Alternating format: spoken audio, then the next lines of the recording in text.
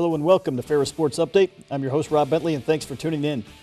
On today's show, we'll recap another exciting win for Ferris State football. We'll preview Bulldog hockey, and we'll check in with the Ferris State volleyball team, unbeaten in conference play. We'll start first, though, with Bulldog football, and joined by head coach Tony Annese. Coach, welcome to the show. Always my pleasure.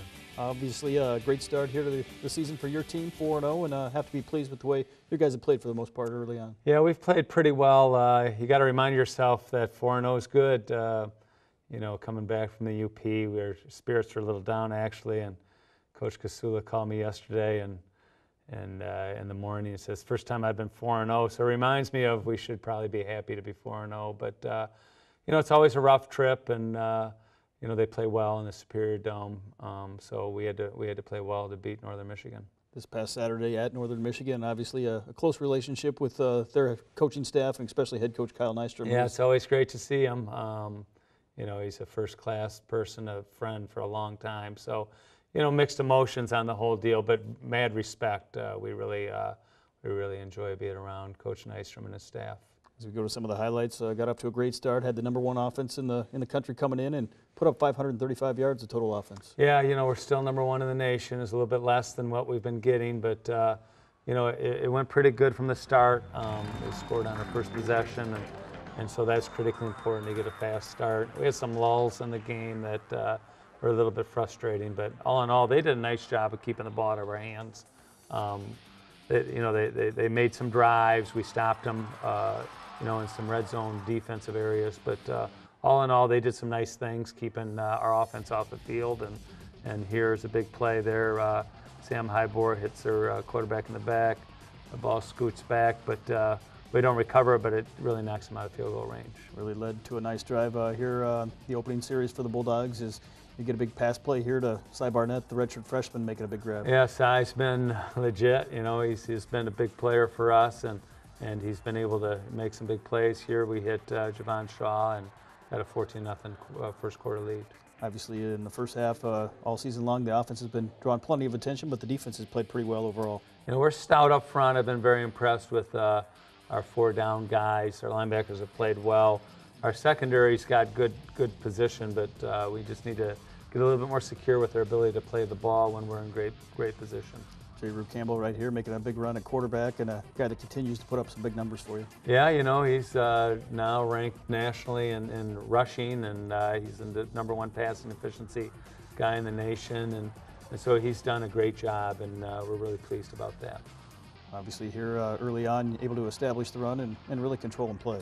Yeah, we really want to put an emphasis on creating turnovers, and there Parker Underwood came in and knocked the ball loose, and we recovered it. There Adrian Green makes a good play against a good vertical throw, and here we hit Cy Barnett on a 4th down, big play, a 4th down where they were in cover 0, and we took our shot, and J. Rue put it right on him. How big has his play been with the loss of Malik Taylor, who hasn't played a whole lot early on? Yeah, it's huge. It's huge. We're hoping to get Malik back, but I joke with Malik, he may not have a position when he gets back. But yeah, Cy's been great for us. 21-10 at halftime, and you came out in the third quarter and again got the running game going. Yeah, we want to really, in that first possession, third quarter, just come right at them, and we, for the most part, just ran it right down the field and scored. And I thought that was a critical score, the 3-minute drive. Obviously, here in the second half, as you have the first 3 games, got a chance to play a lot of guys again. Yeah, we've been able to do that. We trust a lot of guys. There was a big play because that was 4th down, and they caught us in a man defense and had a good route combination against us. But all in all, yeah, the guys that are rolling in there are able to make a lot of plays, and we trust a lot of guys, and that's going to be key for us down the road. 35-19 here in the fourth quarter, and that'll end up being the final score as you were able to kind of milk the clock away here at the end. Yeah, we did. We grinded some runs and used the clock, and didn't score again, but we don't really want that goose egg in the fourth quarter, because one of the things we want to talk about is winning every quarter, and so we lost that quarter. But all in all, it's a good win, with a tough trip for sure to get up there and play in, the Superior Dome where they're very comfortable. Back-to-back road games here to start conference play, and nice to get out of that stretch with 2 wins. Yeah, I try to segment the season, and that was our first segment. 4 games, coming back home now, big game against Ashland, but we obviously wanted to be 4-0, and we wanted to get back home with that record and move forward into our second segment of our season. Obviously, you mentioned Ashland homecoming this week, the Division II game of the week, and tough opponent coming in the Ashland Eagles. Yeah, they've beaten us 2 years in a row. I don't think there's a team in our league that has a winning record on us other than them.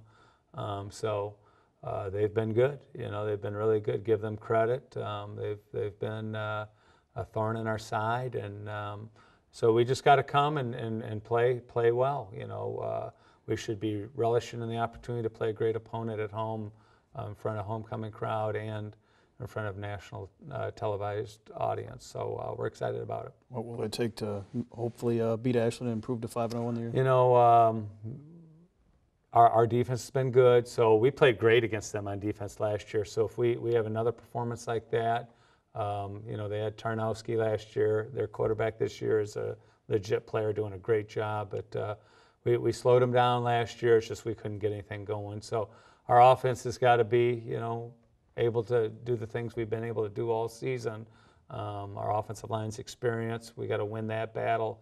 And then just execution. We've done a really good job of handling the ball for the most part, and we got to continue to handle the ball well and execute and just, worry about what we need to do throughout this week to prepare for them and stay focused on our process rather than worrying about a big game and worrying about what Ashland might bring to the table. Obviously, with homecoming, former players will be back. Football Alumni Day next week when you're at Fifth Third Ballpark. Talk about the chance to reminisce with some of those guys. Well, that's great. Now I've been here 7 years, so now they're more my guys coming back. In the past, it was always like, who are these guys?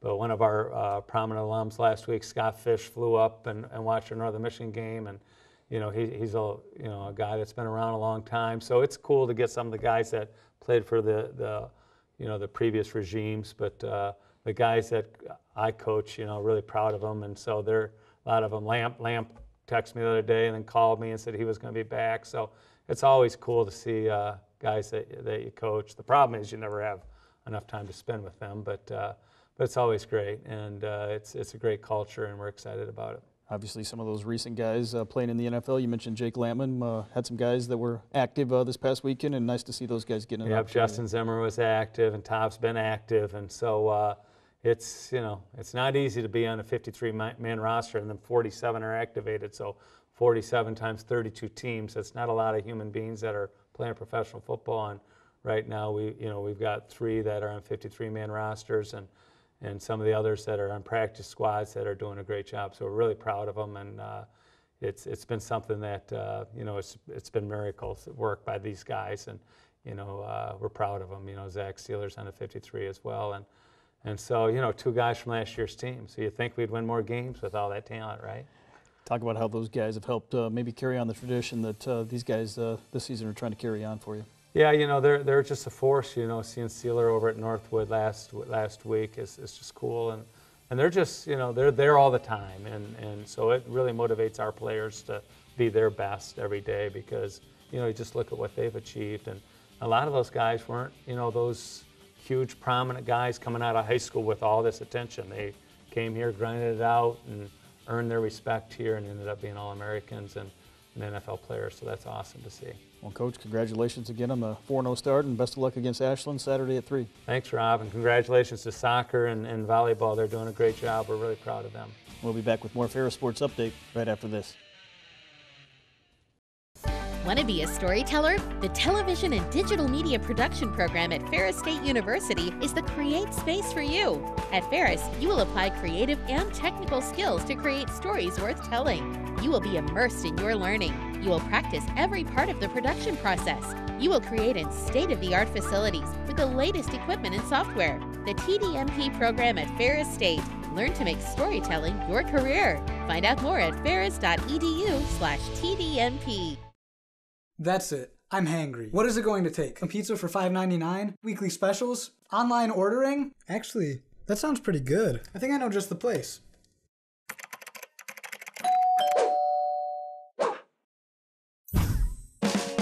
Banish your hangry self with Mancino's convenient online ordering. A 14-inch, one-topping pizza for only $5.99. Or try one of our unique weekly specials. And don't forget, Ferris students, you get 10% off. Call, go online, or stop in today.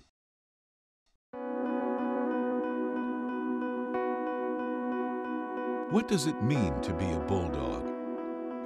It means you will be focused. You will be inspired.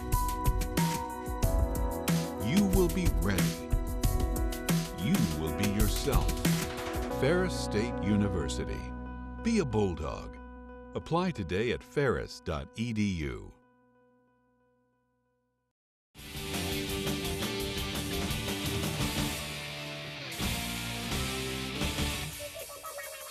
Welcome back to Ferris Sports Update. Time to talk Bulldog hockey, and with us, Associate Head Coach Drew Famulak. Coach, first of all, welcome to the show. Thanks for having me. I know it's hard to believe hockey season just another week or so away, and I know you're looking forward to what should be a great year for the Bulldogs. Well, we're excited, obviously. You know, you go through the summer and your preparations, and you want to see how your young kids now are going to mix in with your veterans, and we're in the process of doing that right now. Talk about what your guys did in the offseason here and the time they put in to get ready and prepare for this season. Well, mostly in the offseason, they're working with Dave Sensor, our strength and conditioning coach, and just trying to heal up, get ready, get bigger, faster, stronger throughout the course of the summer. And we'll start to really get involved with our kids starting this morning, and then moving forward into our first game here in a couple weeks. Before we get into that first game and more of the season ahead, obviously a great event that took place this past weekend on Sunday at Griff's Ice House in partnership with the Griffin's Youth Foundation, Bulldog Showcase. Just talk about what that event meant. Well, I think it just builds upon the relationship that we have with the foundation. It was great to bring our guys down here. They got to work with the youth. The youth got to see our kids play. And like I said, I think it's just a tremendous, anytime we can bring Ferris State University down to Grand Rapids to not only showcase our program, but Ferris State University in general. Certainly it continues a great partnership with the Griffins, and I know they've had a lot of Ferris connections over the past. Jeff Blashill, the head coach, Chad Billins, Scott Zarnows, and others have played with the Griffins. Yeah, and Pat Nagel's in their system right now, so obviously we're looking forward to watching him and his development as well. But there is a great relationship there, and like I said, Coach Daniels really wanted to build upon that relationship, and it's probably something that we'll do in the future as well. Chance to interact with coaches, a coaching clinic, autographs, really the whole gamut that took place in conjunction with that. Yeah, it's just a chance not only to help out the Youth Foundation, but coaches in general. We're always doing those types of clinics to show what's going on at our level and the levels above us, and maybe how that can be put into the Youth Foundation, and getting kids to become better players and have a passion for the game, and just love the game of hockey in general for moving forward. Well, you mentioned Pat Nagel earlier. Obviously 6 or 7 Bulldogs that have taken part in NHL preseason camps. What does that mean for the program? Well, I think it just shows where our program has been, the success, that people are recognizing us not only regionally but nationally and globally. With some of our recruiting efforts now spanning over to Europe. So those are just things that we look at in terms of, how can we become better, and what's going to make our hockey program better. Obviously this season ahead, tough schedule as always, and the one nice thing is you've got a lot of home games here right out of the bat. We do. It's just the way the schedule worked out this year, and we're excited. I think we have 20 or 21 home games. And mostly for the month of October we're at home, whereas in the past we've been on the road. So we're looking forward to getting a lot of kids in the lineup, get our freshmen in the lineup, see where they're at when you're playing a real opponent, and see what we need to do to get better once we hit league play at the end of October. Obviously it starts off October 6th, an exhibition game against the U.S. Under-18 national team, and they're guided by, I know, a friend of yours and Seth Terpstra. Yeah, and Seth actually is going to be working with the younger team this year. But we set this up, and we'll have them for this year and then again next year. But there was 5 or 6 players on that U.S. team that are going to be first-round draft picks, and you're going to have the consensus #1 in Jack Hughes. And if people want to see how good he is, it's going to be a great time to come and watch. He will be the #1 overall pick in my mind in the NHL draft come next June. So people are going to want to come out and see him.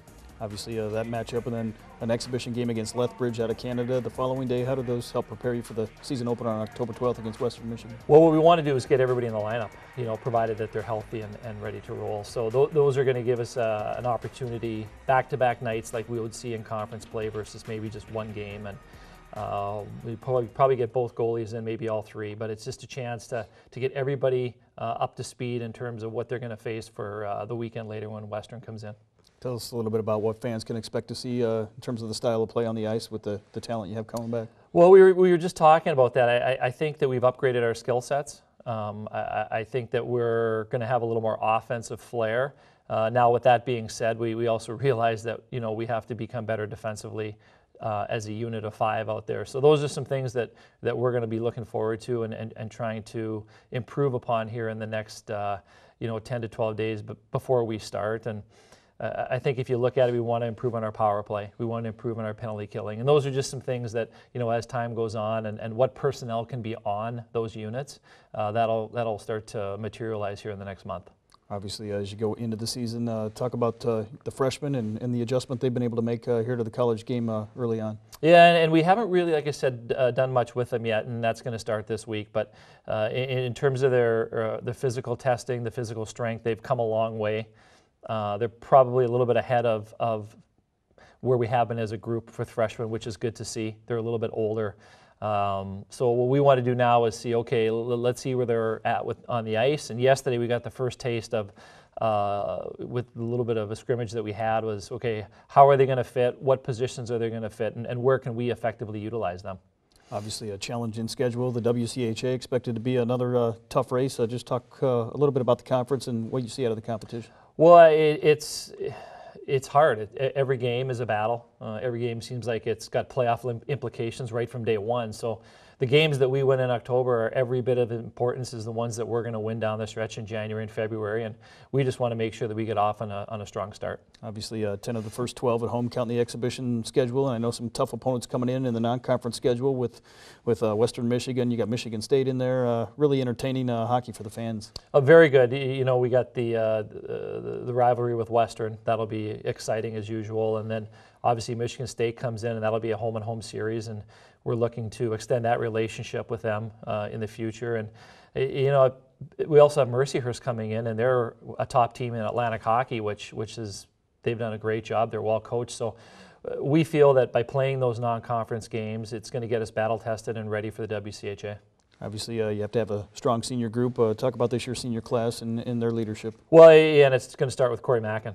He'll be our captain. He's not only talented on the ice, but he's a very good leader away from the rink and in the locker room. And you start putting in Trevor Echtenwald and Riker Killens and Zach Tierney and some kids that have been around and have played at some NCAA games and some high-level games. It definitely helps lead the younger kids, and they can say, okay, this is what we need to do to get to where we want to be.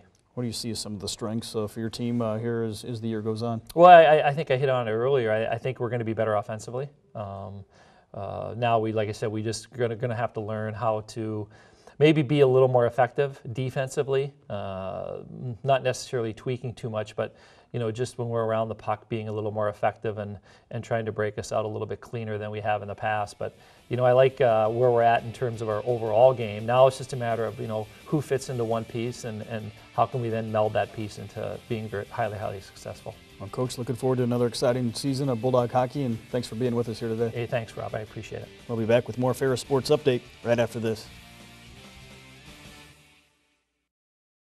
Want to be a storyteller? The television and digital media production program at Ferris State University is the Create Space for you. At Ferris, you will apply creative and technical skills to create stories worth telling. You will be immersed in your learning.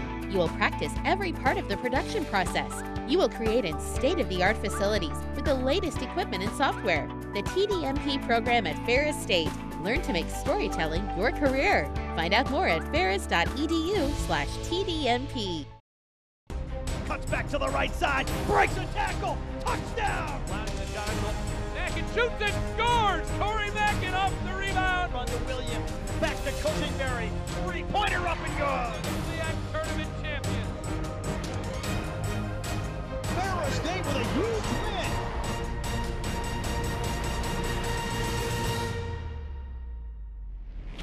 Come rise with us. For more information, visit ferrisstatebulldogs.com.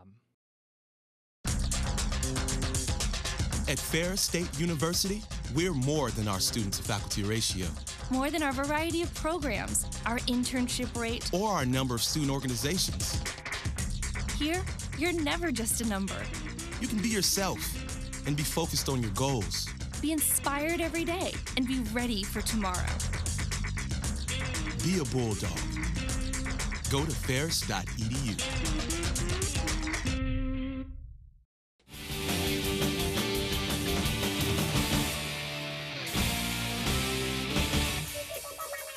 Welcome back to Ferris Sports Update. Time to check in with Ferris State Volleyball, joined by head coach Tia Branda-Wilhelm. Coach, first of all, welcome to the show. Thanks for having us here. Obviously, another great weekend for your team, still unbeaten in the GLIAC. I know some tough matches that you've had to play, but nice to see your team at 7-0 in the conference. Oh, anytime you get a win in GLIAC, we're excited for that for sure. Obviously, at home this past weekend where you've been unbeaten this year, and nice to play in front of the home fans again.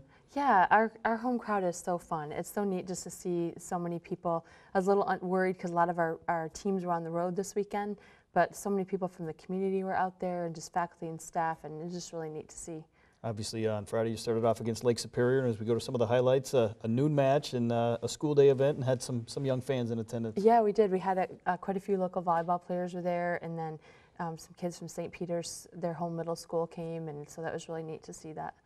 How does that change things, maybe playing that early on a Friday? And I know you do that early in the year, but not so much in the conference season. Yeah, it is. It's different for sure. It's just nice to be able to, have that opportunity to have some of the kids from the schools come and get to see volleyball and just have that experience.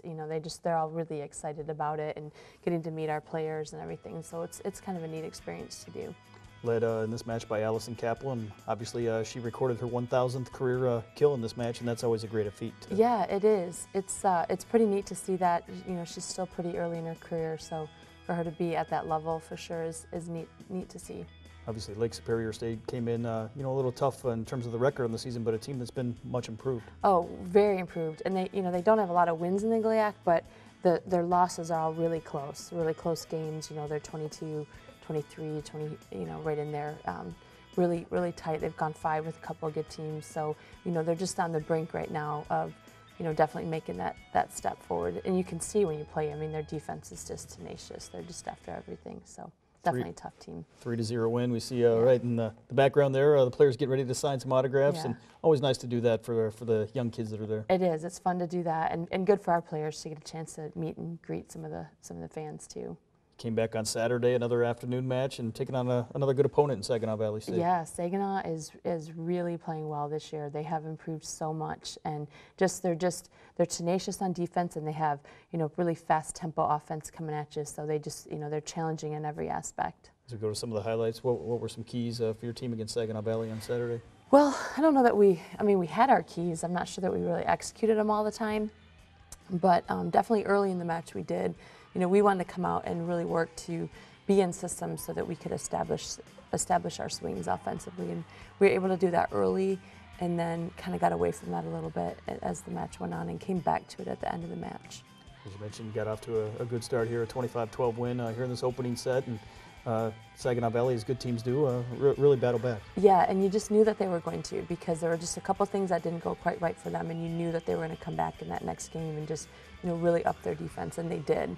They just, they play with a lot of energy, and that translates into a pretty aggressive, tenacious defense. Obviously, some good numbers here from the kids on your team. Kayla Carey with 15 kills, but a balanced effort really overall. Yeah, I thought that the offense was distributed really well, very balanced, and so that was really nice to have Maeve do that, and all the players working so that they're available in a lot of different situations. Obviously, when you split those first 2 sets, how important does that make that third set for you? You got to win 3 of the 5, but anytime you're up, you definitely prefer that. So, but after, we were down a lot in that second set, and we worked really hard, got our momentum back, and really, but for a call or two, we really had a chance to win that second set. But it was tough when we came out in the third set, and we're down quite a bit. I think it was 20-12 or 20-13, something like that. That's when you start thinking, like, okay, we're going to have to win 2 in a row, we're going to have to change a few things and, keep working on that. But, the team this is a team that fights, so it doesn't really matter You know, obviously we prefer to be up, but if we're down, it doesn't change our level of play. They're definitely a team that's going to be tenacious and keep going after it. 3-1, the final score is you get the wins at home, and certainly at this stage of the conference season, you have to be happy with where you're at.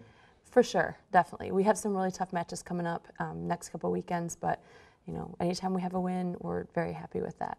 This week on the road, but a short road trip as you travel to the Grand Rapids area. Davenport on Friday night to start it off. What do you know about the Panthers? Well, Davenport is playing very well, and they've definitely been, the last 4 or 5 matches have been really strong for them. Just a really aggressive offense and a little bit like Saginaw, where they're just tenacious on defense too. So there's going to be a lot of work to do there.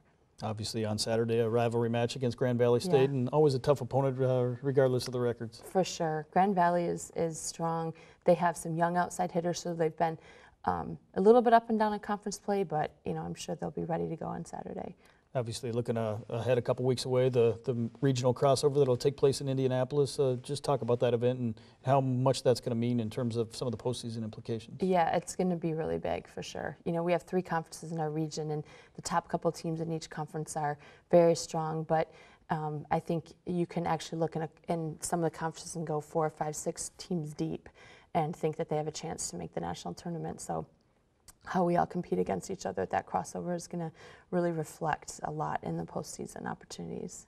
Talk about how much you've grown as a team, maybe from match 1 to where you're at this stage of the year. Oh gosh, we are one of those teams. I know it just sounds like coach talk, but we are really working to get better every day. And we follow that 1% better every day mantra, and we're really trying to stick to that. And I see us get better every day. Like there's a hunger in these players to find the little ways that they can improve and get better. Finally, here going on the road this weekend, what does it take to come back with a couple wins on the road? It's fun to go on the road with this team. This team really likes to travel. They like to be together, and they like challenges. So, going on the road, having some big crowds, it'll be a good opportunity for us to just use that to our advantage and just play hard. Well, Coach, congratulations again on the great start. 12-3, 7-0 on the GLIAC, and best of luck this weekend. Thank you. That's going to do it for Ferris Sports Update. Reminder, you can follow all the action online at ferrisstatebulldogs.com. Have a great week.